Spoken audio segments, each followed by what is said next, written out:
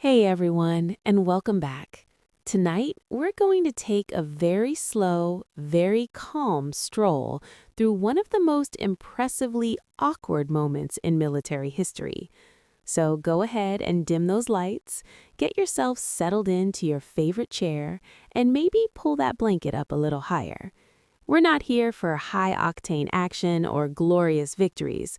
No, tonight we are focusing on the profound power of human confusion. We're talking about the time an army managed to lose a battle without the enemy even showing up.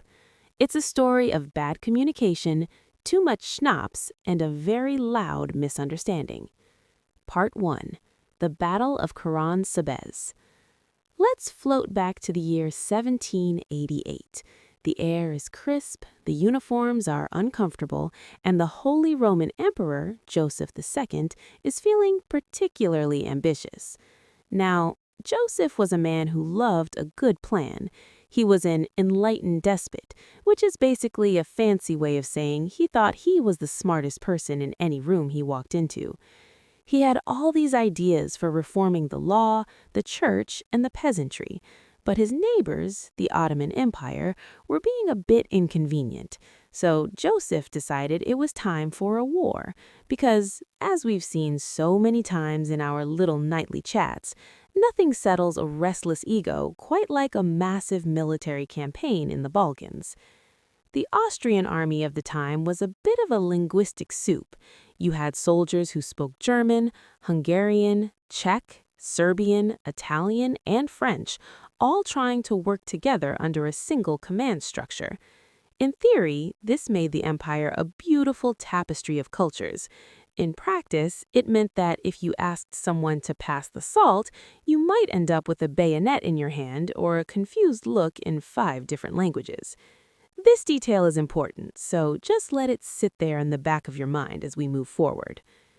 It was September, and the Austrian army, about 100,000 strong, was marching toward the town of Karatsuba, in what is now modern-day Romania. They were looking for the Ottomans, who were reportedly nearby. It was a dark, muggy night, and everyone was a bit on edge. You know that feeling when you're walking through your own house in the dark and you're suddenly convinced the coat rack is a ghost? Now imagine that, but everyone has a musket and hasn't slept in 3 days. The trouble started not with a cannon blast, but with a few barrels of schnapps. A contingent of hussars, the flashy, high-spirited cavalrymen of the day, crossed the Timish River to scout for the enemy. They didn't find any Turks, but they did find a group of local Rumani people who were selling barrels of schnapps. Naturally, the hussars decided that scouting was exhausting work, and a little liquid refreshment was just what the doctor ordered. They bought the barrels, sat down, and started having themselves a very unauthorized little party. After a while, a group of infantrymen crossed the river and saw the hussars having a grand old time. The infantrymen, being tired and thirsty themselves, asked for a drink. The hussars, however, were in a particularly stingy mood. They refused to share their schnapps.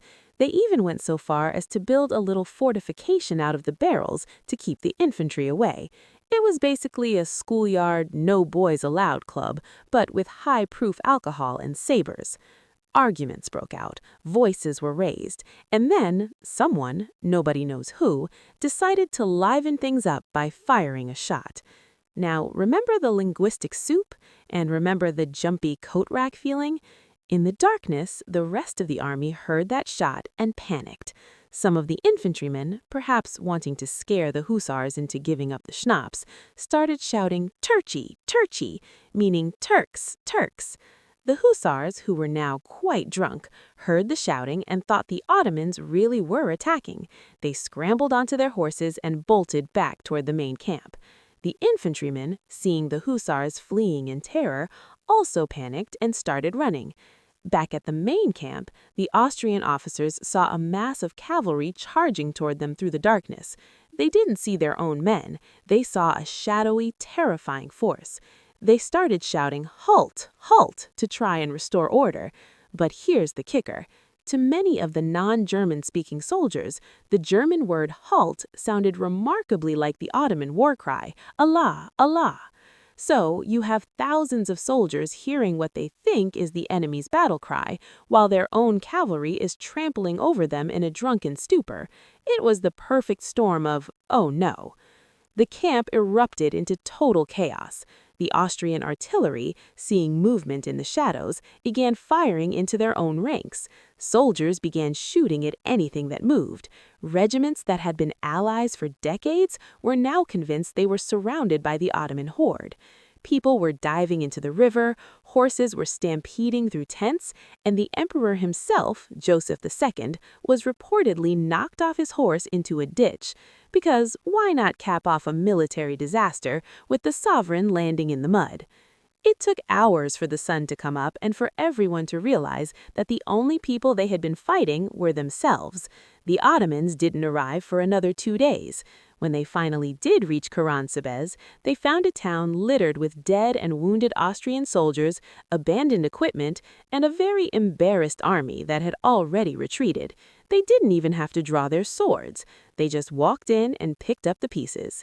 It's estimated that the Austrians suffered anywhere from a few hundred to a few thousand casualties in what is essentially the world's most violent misunderstanding. Joseph II's health never really recovered after the campaign, and he died a few years later, perhaps still wondering how 100,000 men lost a fight to a few barrels of schnapps and the word halt. Let's float away from the muddy ditches of Romania and drift toward the chilly, high-stakes courts of Russia. If you think the Austrian army was dysfunctional, wait until you meet the Romanovs during a transition of power. Specifically, let's talk about the brief, bizarre, and ultimately very short-lived reign of Peter III. Peter III was the grandson of Peter the Great, but he didn't exactly inherit the great part. He was born in Germany and spent most of his life there before being brought to Russia to be the heir to the throne. He hated Russia. He hated the food, he hated the language, and he especially hated the Russian Orthodox Church. He was a massive fanboy of Frederick the Great of Prussia, which was awkward because Russia was actually at war with Prussia at the time. He was, let's be kind and say, eccentric. He was obsessed with toy soldiers, and I don't mean he liked them. I mean he spent hours every day conducting elaborate military drills with them on his bed. There's a famous story, possibly an exaggeration, but with Peter, you never know, that he once held a full military court-martial for a rat. Apparently, the rat had chewed the head off one of his favorite toy soldiers. Peter had the rat caught, tried, and executed by hanging, because obviously justice must be served in the playroom. He was married to a young German princess named Sophie, who would later become Catherine the Great. To say they didn't get along is an understatement. While Peter was playing with his soldiers and hanging rats, Catherine was busy learning Russian, making friends with the nobility, and reading Enlightenment philosophy. She was playing the long game. When Peter finally became emperor in 1662, he immediately did everything he could to alienate everyone. He ended the war with Prussia just as Russia was about to win, giving back all the territory they had gained. It was essentially like a marathon runner stopping 10 feet before the finish line and handing the trophy to the person in last. The Russian military was, understandably, not thrilled.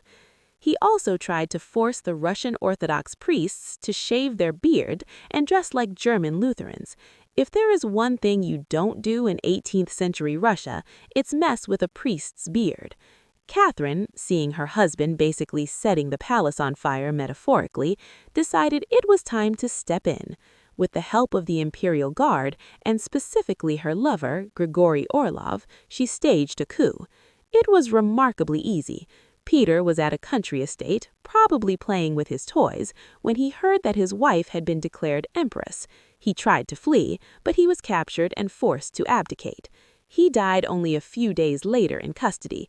The official cause was hemorrhoidal colic, which is a very polite way of saying, we're not going to tell you how he actually died, but he's definitely dead. Most people suspect he was strangled or poisoned, but in the world of Russian royalty, a mysterious death is almost a rite of passage. Catherine went on to rule for 34 years, becoming one of the most powerful women in history. Peter, meanwhile, became a footnote, the man who loved Frederick the Great and hated rats just a little too much. Let's glide over to another royal who had a very difficult time with the whole ruling thing. We're talking about Charles VI of France, better known to history as Charles the Mad. Now, Charles started off well enough. He was called Charles the Beloved when he first took the throne in 1880 at the age of 11. He was handsome, athletic, and seemed like he would be a great king. But in his 20s, something clicked, or rather, unclicked. His first major episode happened in 1392 during a military expedition. It was a hot day, and one of the king's pages accidentally dropped a lance that clattered loudly against another knight's helmet. The noise startled Charles. He drew his sword and began attacking his own men, shouting that he had been betrayed. He killed. Let's float away from the tragic funeral processions of Spain and drift toward the rather damp, drafty nurseries of medieval and early modern Europe. We often think of royal children as being born with silver spoons in their mouths, but in reality, being a royal baby was a bit of a high-stakes gamble with very poor odds. If you survived the sheer terror of medieval medicine, you then had to deal with a childhood that was basically a crash course in being a political pawn. Let's start with the concept of the spare. Today, it's a title for a memoir, but back then, it was a biological necessity. Because the mortality rate for children was so high, royal couples essentially had to adopt a quantity over quality approach to succession. You wanted an heir, a spare, and then about 5 or 6 more just in case a particularly nasty draft or a bowl of questionable pottage took out the top of the leaderboard. Take the children of King Edward I of England and Eleanor of Castile. They were, by all accounts, a very devoted couple, which was rare for the time. They had 16 children. 16! Now imagine the chaos of 16 royal toddlers running around Westminster, but of those 16, only 6 made it to adulthood. One by one, the little princes and princesses succumbed to the various fevers and fluxes of the 13th century. By the time Edward I died, he was succeeded by his youngest son, Edward II, who, as we discussed earlier, wasn't exactly the powerhouse the dynasty needed. He was basically the last man standing in a very long, very sad game of musical chairs. And speaking of Edward II, let's look at his son, Edward III. He had a relatively successful childhood, but his own children became the blueprint for dynastic disaster. He had many sons, and he made the mistake of giving them all massive estates and lots of power. It was like giving 5 different toddlers their own individual sets of matches and then being surprised when the house eventually burned down. This, of course, led to the Wars of the Roses, which was essentially a decades-long family feud over who got to sit in the big chair. But it wasn't just the politics that made royal childhood difficult, it was the care they received. If you were a royal baby, you weren't raised by your mother. You were whisked away to your own separate household, often miles away from the court. You were surrounded by wet nurses, dry nurses, rockers, and tutors, all of whom were probably terrified of accidentally breaking the future king. Then there was the diet.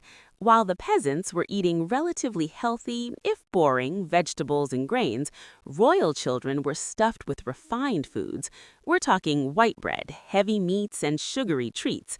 By the time they were teenagers, many of them were already suffering from gout or tooth decay. There's a certain irony in being the wealthiest person in the room and having the worst teeth, but that was the price of 15th century luxury.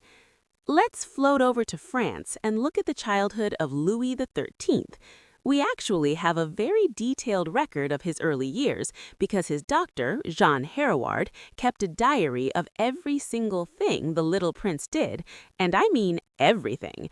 We know what he ate, when he cried, and we have very graphic details about his digestive habits. Louis was subjected to constant medical interventions. In a single year, the poor kid was blooded dozens of times and given hundreds of enemas. This was considered preventative care. Imagine being 5 years old and seeing the doctor walk in with a giant syringe. You'd probably develop a lifelong stutter, too, which Louis did. He grew up to be a deeply insecure, shy man who preferred making bird cages to talking to his ministers, because when your childhood is a series of invasive medical procedures and public performances, a quiet room with some wire and pliers starts to look like paradise.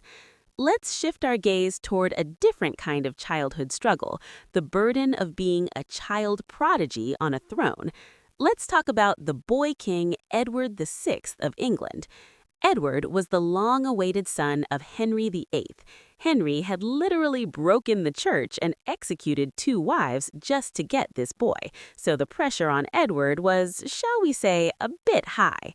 He was raised in a glass bubble of cleanliness and education. He was incredibly bright, speaking Latin and Greek by the time most of us were still figuring out long division. But he was also a bit of a cold fish. There are stories of him being quite stern and uncompromising even as a child. When he became king at the age of 9, he was surrounded by protectors who were really just using him to push their own religious agendas. He was a devout Protestant, far more radical than his father had ever been. He spent his days writing long treatises on theology and economics, while other boys his age were, playing outside. The tragedy of Edward VI is that he never got to be an adult. At 15, he caught what was likely tuberculosis. His death was slow and agonizing. His doctors, in their desperate attempt to save the godly imp, gave him medicines containing arsenic and other toxins. His skin reportedly started to turn green, and his hair fell out. It was a horrific end for a boy who had been the focal point of an entire nation's hopes. His death sparked a massive crisis, leading to the 9-day reign of Lady Jane Grey and the eventual rise of Bloody Mary I. It's a reminder that in the world of royalty, a child's health wasn't just a private matter, it was a matter of national security. Since we're talking about the health of the elite, let's gently float over to a topic that is both weird and a little bit gross, the bizarre medical treatments and dietary habits of the Victorian era. Specifically, let's look at the health obsessions of the upper classes. By the mid-1800s, people were starting to realize that cities were dirty and that maybe eating nothing but mutton and port wasn't great for the liver. This led to a wave of wellness crazes that make modern juice cleanses look perfectly rational. One of the most popular trends was the water cure, or hydrotherapy. Wealthy Victorians would flock to spa towns like Malvern or Bath, but they weren't just taking nice baths. No, they were subjected to wet sheet packing, where they were wrapped in freezing cold, damp sheets until they started to sweat, or they were hit with high-pressure cold water hoses. The idea was to shock the system back into health. It was basically a very expensive way to get hypothermia while being told it was good for your constitution. Then there was the diet. This was the era of Graham bread and the early beginnings of the cereal empire. Sylvester Graham, a Presbyterian minister, became convinced that white flour and meat caused sinful impulses. He advocated for a diet of bland, whole-grain crackers, the precursor to the graham cracker. But the king of Victorian dietary weirdness has to be John Harvey Kellogg. Yes, the cornflakes guy. Kellogg ran a sanatorium in Battle Creek, Michigan, where the elite would go to reboot their bodies. Kellogg was obsessed with the bowel. He believed that almost all disease stemmed from a dirty colon. Guests at his sanatorium were put on a strict diet of nuts, grains, and no flavor whatsoever. Kellogg believed that spicy food and meat led to unnatural passions. To combat this, he served cornflakes, which were designed to be as unexciting as possible. He also forced his guests to undergo multiple enemas every day, sometimes using yogurt. He even had a machine that vibrated the entire body to loosen things up. Imagine being a wealthy industrialist paying top dollar to sit on a vibrating chair and eat flavorless flakes while a doctor talks to you about your intestinal flora. But the Victorians loved it. They were a society built on repression and order, so the idea of policing their internal organs appealed to them on a deep psychological level. Let's drift back across the ocean and into the past, to the court of King Henry VIII of England, but not for the wives or the beheadings. Let's talk about his legs. In his youth, he was the quintessential Renaissance prince. He was tall, athletic, a champion at jousting, and a talented musician. He was, by all accounts, a bit of a heartthrob, but as he aged, his body became his own worst enemy. The turning point was a jousting accident in 1536. A horse fell on him and he was unconscious for 2 hours. He survived, but he suffered a massive ulcer on his leg that never truly healed. For the rest of his life, Henry dealt with a weeping, foul-smelling sore that would open and close, causing him agonizing pain. This had a profound effect on his personality. The athletic prince became a bloated, irritable man who couldn't walk without assistance. His diet didn't help. A typical royal meal for Henry involved dozens of courses of meat, wild boar, venison, porpoise, yes, porpoise, all washed down with gallons of ale and wine. He was likely consuming upwards of 5,000 calories a day while being almost completely sedentary. By the end of his life, Henry's waist measurement was 54 inches. He had to be moved around the palace in a muette, which was essentially a velvet-lined wheelchair, or hoisted upstairs with a primitive pulley system. The man who had once been the most dashing king in Europe had become a prisoner of his own flesh, his leg ulcer a constant reminder of his mortality. It's a bit of a dark irony. He was the head of the church, the master of his kingdom, but he couldn't control his own appetite or the smell of his own bandages. Let's float over to another royal whose body... And so we leave behind the square-shaped coffin of Queen Anne and float across the North Sea toward the sprawling, snow-covered landscape of Imperial Russia. It's time we talk about a man whose name is synonymous with the madness of power, though in reality, his life was more of a slow-motion descent into a very specific kind of paranoia. I'm talking about Ivan IV, better known as Ivan the Terrible. Now, terrible is a bit of a translation quirk. In Russian, Grozny actually means something closer to formidable or inspiring fear. It's meant to be a compliment for a strong ruler, but as Ivan's life progressed, the Western definition of terrible started to fit him like a tailored, fur-lined glove.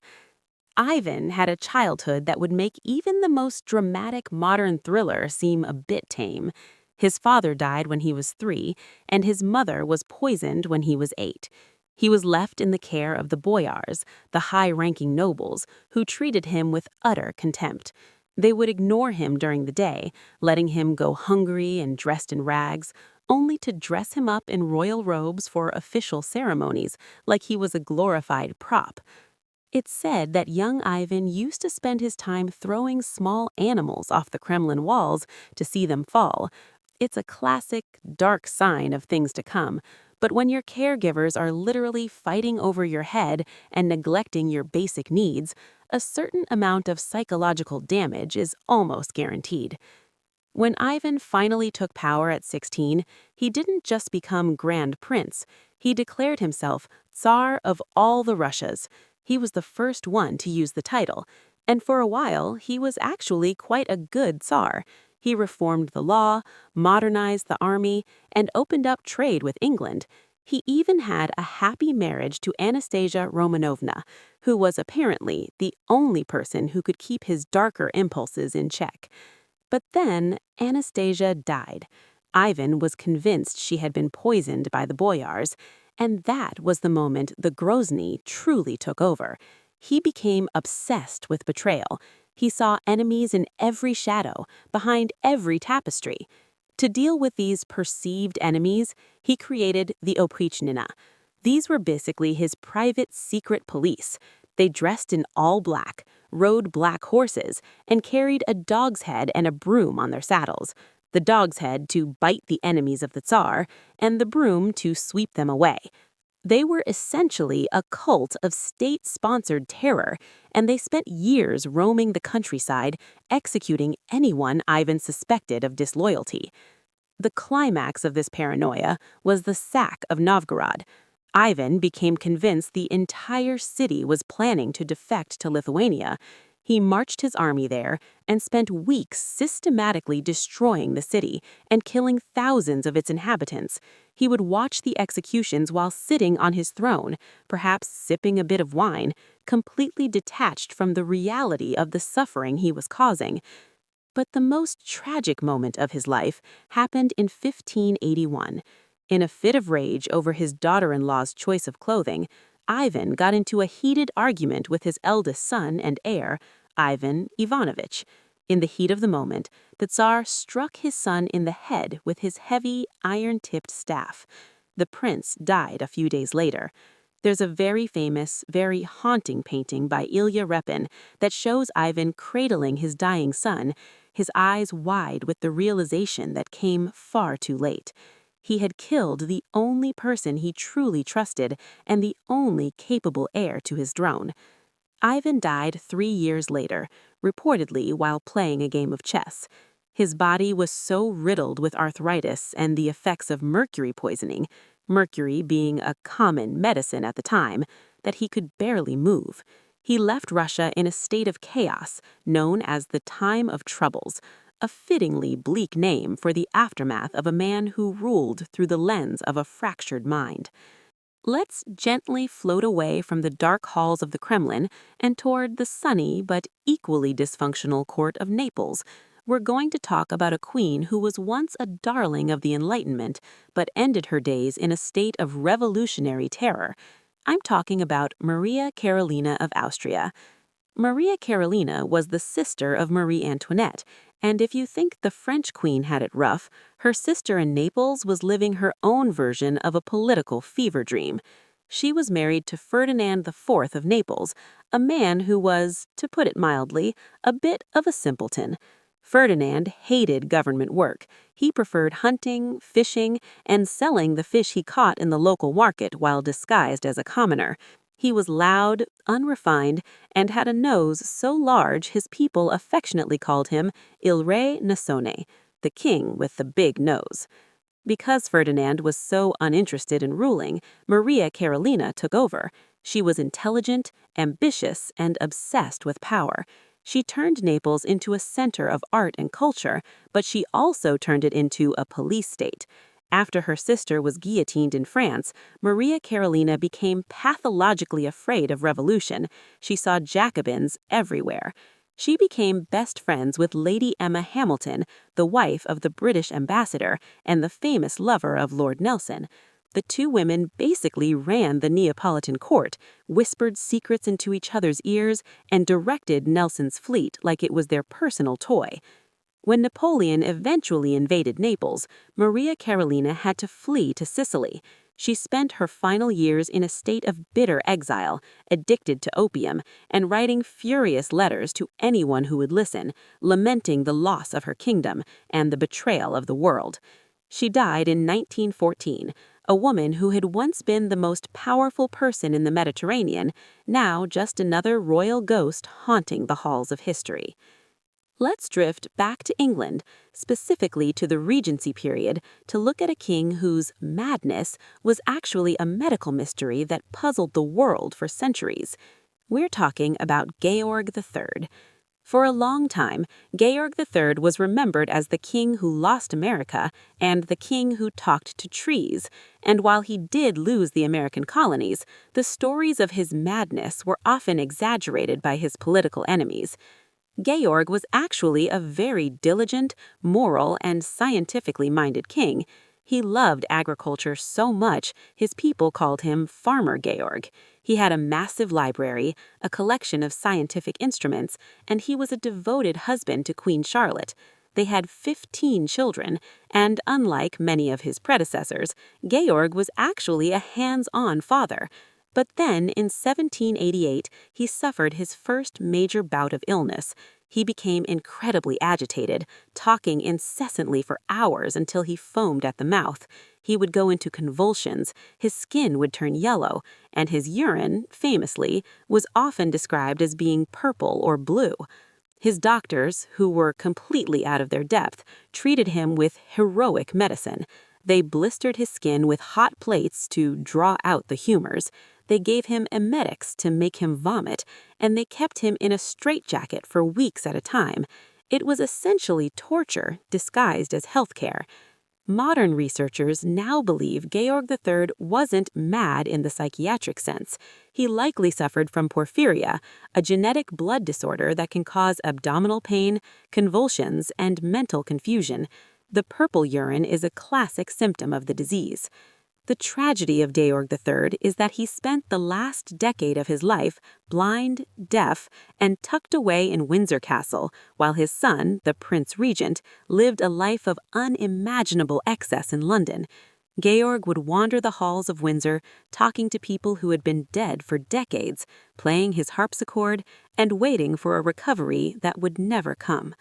He died in 1920, the longest reigning king in British history at that point, a man whose mind had been betrayed by his own DNA. Since we've been talking about the strange things that happen to royal bodies, we should probably end our journey tonight with a look at the bizarre afterlife of historical figures, because even in death, the elite couldn't seem to find much peace.